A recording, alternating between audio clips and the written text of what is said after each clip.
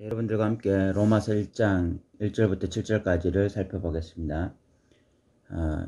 1절부터 7절까지는 사도 바울이 일반적으로 서신서에서 쓰고 있는 패턴인 발신자와 수신자와 그리고 그 안부인사, 이런 패턴을 가지고 있습니다.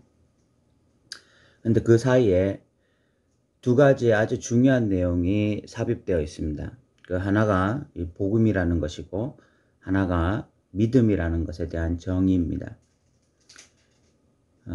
첫 번째로 우리가 좀 살펴볼 것은 발신자와 수신자와 안부인사에 대한 것입니다. 1절에 보면 예수 그리스도의 종 바울은 사도로 부르심을 받아 하나님의 복음을 위하여 택정함을 입었다.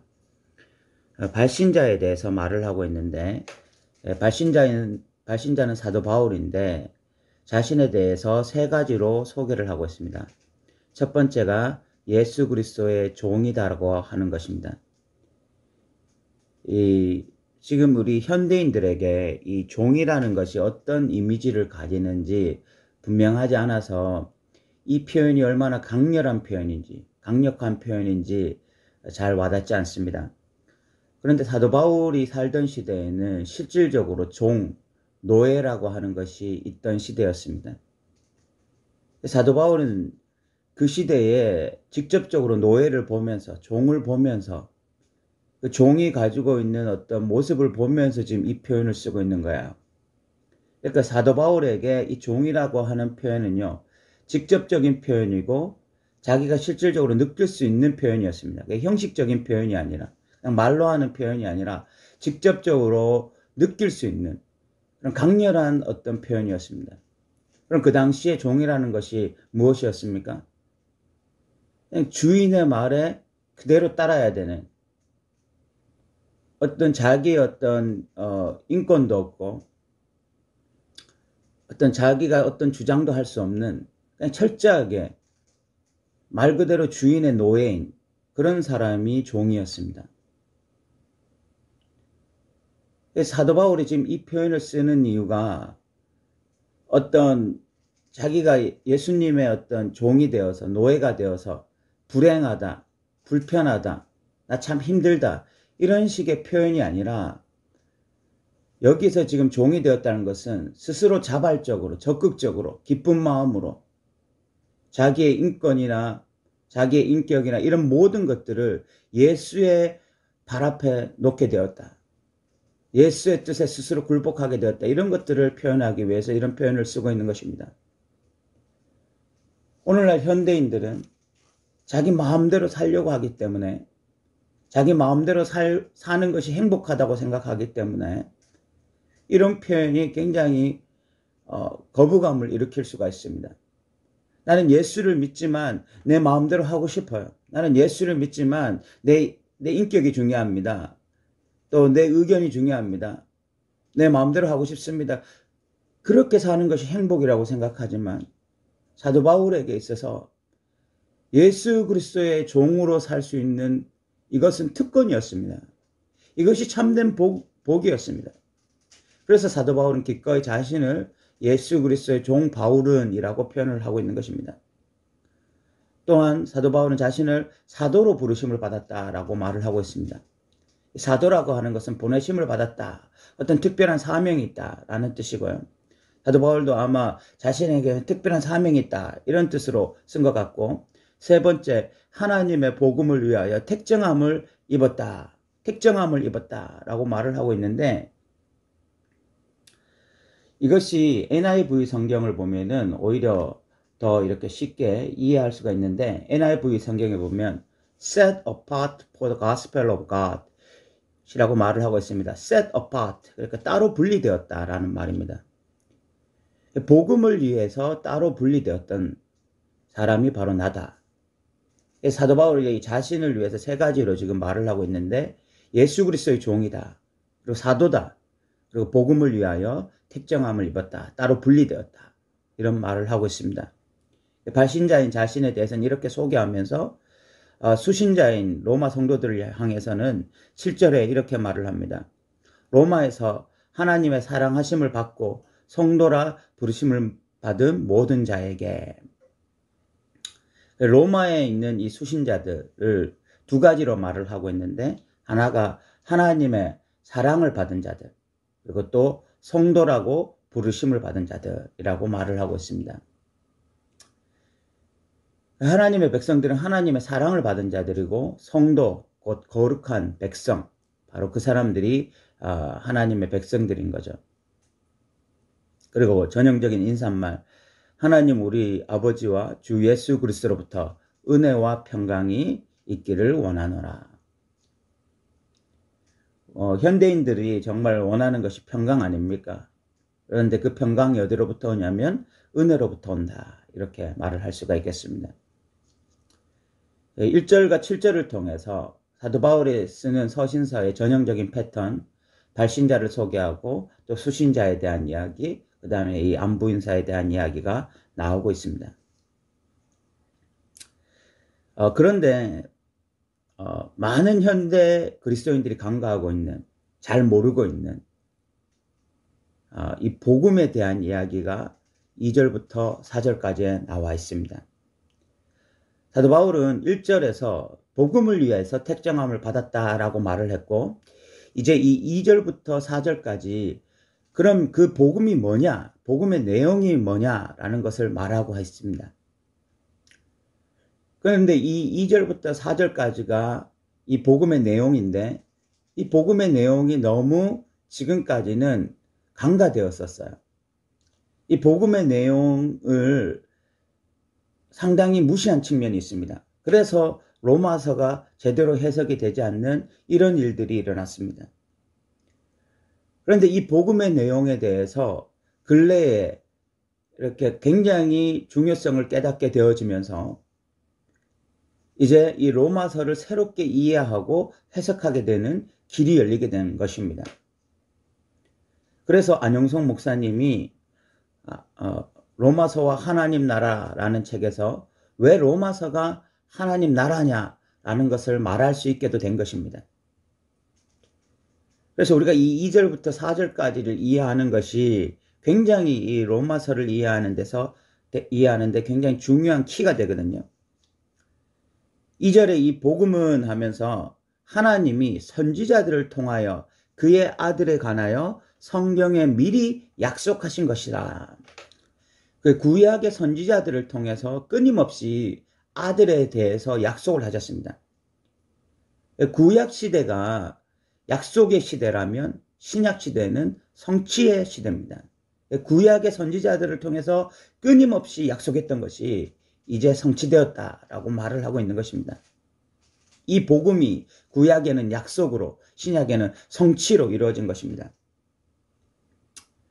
그러면서 이제 그 아들을 수식하는 것이 두 가지가 나오는데, 하나가 육신으로는 이라고 해서 육신에 대한 아들, 그리고 4절에 보면 성결의 영으로는 해서 영적으로는 어떤 그 성령을 통한 아들, 이렇게 두 가지가 아들에 대한 수식어입니다. 3절에 보면 그의 아들에 관하여 말하면 육신으로는 다윗의 혈통에서 나셨다. 이 아들이 육체로 이 땅에 오셨다는 것입니다. 육체로 오신 그 아들은 스스로 신성을 약화시키신 분이십니다. 신성이 없는 분이 아니라 신성을 약화시키셔서 스스로 피곤해 하시기도 하고, 또 이 땅에서 배고픔을 느끼시기도 하고 육체적 어떤 고통을 느끼시기도 했던 그런 분이 바로 예수 그리스도였습니다. 그런데 그분이 다윗의 혈통에서 나셨다. 아브라함도 있고 다른 사람도 있을 텐데 왜 굳이 다윗의 혈통에서 나셨다라고 말을 했는가 하면, 다윗은 왕권을 의미합니다. 이 땅에 왕으로 오셨어요. 그러나 왕 대접은 받지 못하시고 오히려 십자가에 못 박혀 죽으셨던 분이 예수 그리스도였습니다. 육신으로는 육체를 입고 오셨다. 이것을 강조하는 것입니다. 4절의 성결의 영으로는, 이 성결의 영은 성령을 의미합니다. 성령을 통해서는 죽은 자들 가운데서 부활하사 능력으로 하나님의 아들로 선포되었다. 부활을 통해서 무엇을 입증하셨는가 하면 하나님의 아들이라는 것을 입증하신 것입니다. 죽은 자들 가운데서 부활해서 예수 그리스도가 바로 하나님의 아들이었다라는 것을 입증한 것이죠. 그것을 통해서 나타난 것이 뭐냐면 우리 주 예수 그리스도시다.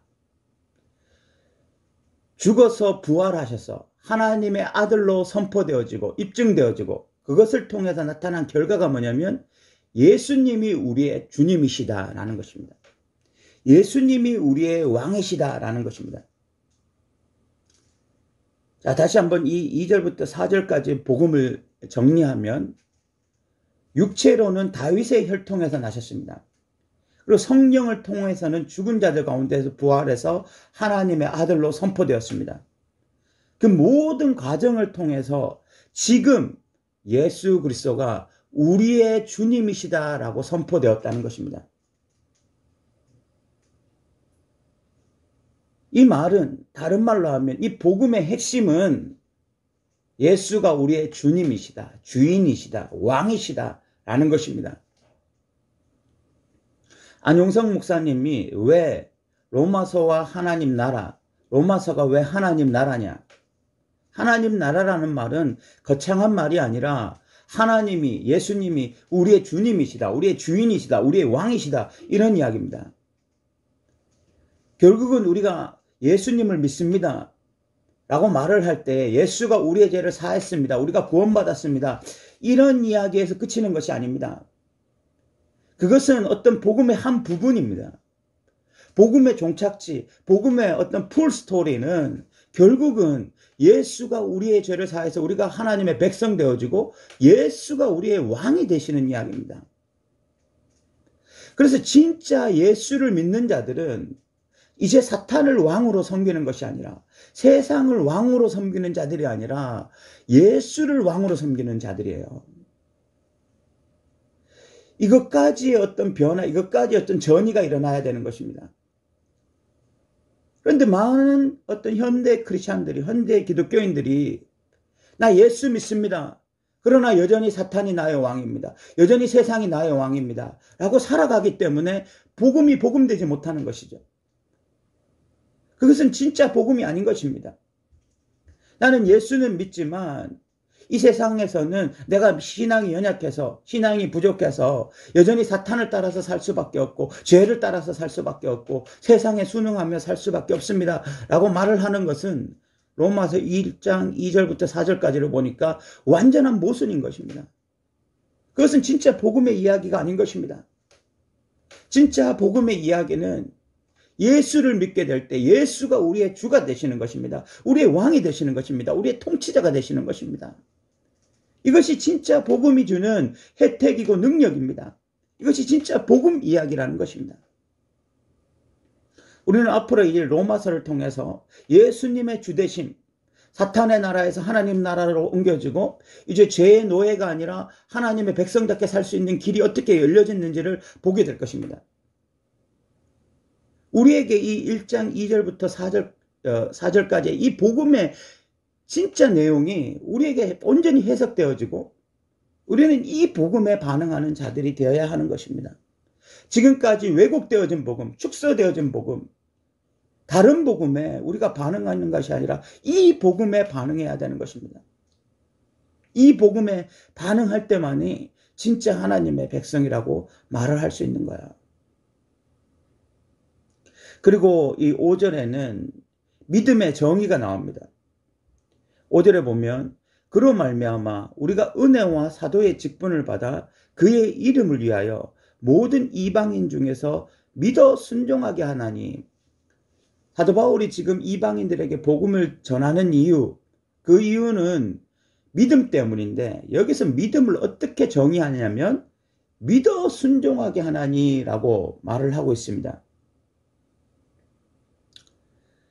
믿어 순종하게 한다라는 것에 대한 해석은 몇 가지로 나타날 수 있는데, 그러나 이 해석에 대해서 대부분의 신학자들은 결국은 동격으로 봅니다. 믿음 곧 순종하게 하나니라고 봅니다. 로마서에서 우리가 잘 알고 있는 믿음, 이신칭의 믿어 구원받는다, 믿음으로써 의롭다함을 받는다 라고 말하는 그 이신칭에서 그 믿음이라는 것이 뭐냐? 그냥 믿습니다라고 말을 하는 것이 믿음이 아니라 로마서에서 말하는 믿음이라고 하는 것은 결국은 순종입니다. 여러분 상식적으로 한번 생각해 보십시오. 예수가 우리의 주인이 되셨습니다. 예수가 우리의 왕이 되셨습니다. 그분을 내가 믿는다라고 말을 합니다. 그러면 믿는다라고 말을 하는 것이 무엇을 의미하는 것입니까? 예수 그리스도가 우리의 주님이십니다. 우리의 왕이십니다. 라고 말을 할 때 그것을 믿습니다. 라고 말하는 것을 끝나는 것이 믿음이라고 말을 할 수가 있습니까? 그런 일은 불가능한 것입니다. 의사가 이렇게 말을 합니다. 당신은 이제 폐암입니다. 그러니까 담배 피우면 안 됩니다. 그 말을 할 때 의사의 말을 믿습니다. 라고 말을 하고 다시 담배를 피우는 것이 의사의 말을 믿는 거라고 말을 할 수가 있습니까? 소방관이 이렇게 말을 합니다. 지금 집안에 화재가 났습니다. 지금 불이 번지고 있습니다. 집안에 들어가면은 당신은 죽습니다. 그러니까 들어가면 안 됩니다. 내가 그 말을 믿습니다. 라고 말을 하고 집안으로 들어가는 것이 믿는다라고 말을 할 수가 있습니까? 우리가 논리적으로 상식적으로 생각을 해도 내가 의사의 말을 믿는다 또는 소방관의 말을 믿는다라고 말을 하는 것은 결국은 폐암에 걸렸으니까 담배를 끊는 것이고 그리고 그 화재가 났으니까 집안에 들어가지 않는 것, 그것이 믿는 거잖아요. 믿음과 순종이 분리될 수가 없습니다. 믿음과 순종이 따로 놀 수가 없습니다. 믿음과 순종이 따로 놀 수 있다면 그 믿음이라고 하는 것은 결국은 가짜입니다. 거짓말이 되는 거예요. 그런데 우리가 지금 이런 식의 믿음에 대해서 얼마나 많이 어떤 용인하고 용납하고 있습니까? 이게 말이 안 되는 이야기를 말이 되는 이야기로 바꿔버린 너무나 지금 어리석은 일들이 일어나고 있는 것입니다. 2절부터 4절까지 결국 다윗의 혈통에서 나셨고 그리고 성령을 통해서 죽은 자들 가운데서 부활하셔서 하나님의 아들로 인정받았고 그래서 결국 그분이 우리의 주님이 되셨습니다. 그러면 결국 그분을 믿는다라는 것은 순종으로 나타나는 것입니다. 이것은 당연한 결과죠. 예수가 부활하셨습니다. 예수가 우리의 왕이십니다. 라고 말을 한다면 우리가 그것을 믿습니다. 라고 말을 하는 것은 예수님의 말씀에 순종하는 것으로 나타나는 거예요. 그런데 얼마나 많은 크리스찬들이 이 로마서를 통해서 믿음으로 의롭다함을 받는다라고 말을 하면서 믿음에서 순종을 제거하는 일들을 하고 있습니까?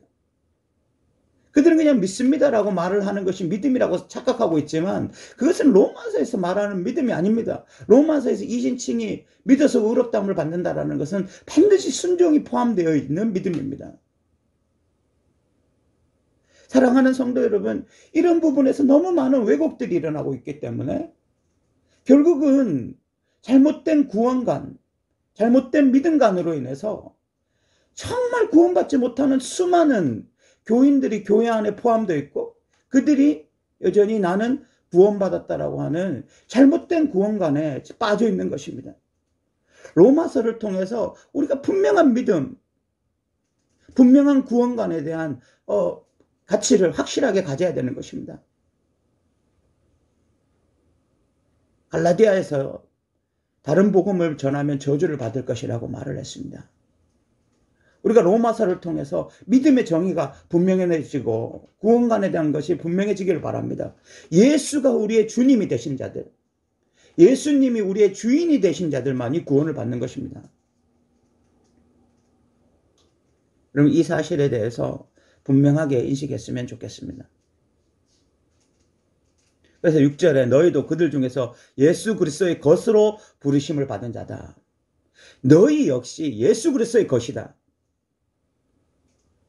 사도 바울이 풀어서 말했지만 이것은 예수 그리스도의 종 바울은이라는 말과 동격입니다.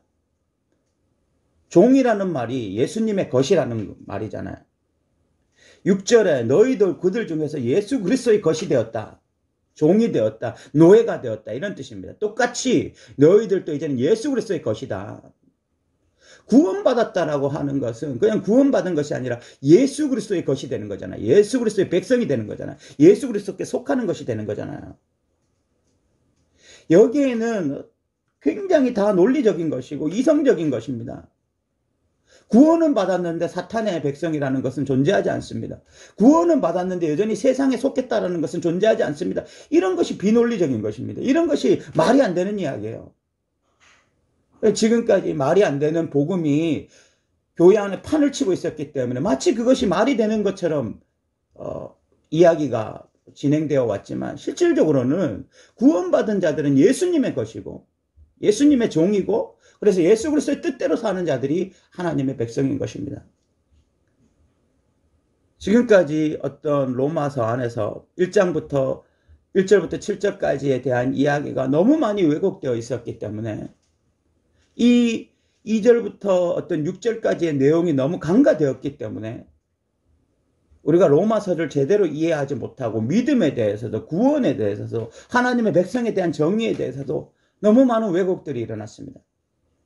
여러분들이 이 로마서 1장 1절부터 7절까지가 왜곡되지 않고 잘 이해되어지고 온전히 받아들여져서 정말 믿음에 대한 정의, 구원에 대한 정의, 하나님의 백성에 대한 정의가 분명히 되기를 주님의 이름으로 부탁드립니다. 오늘 또 들어주셔서 감사합니다.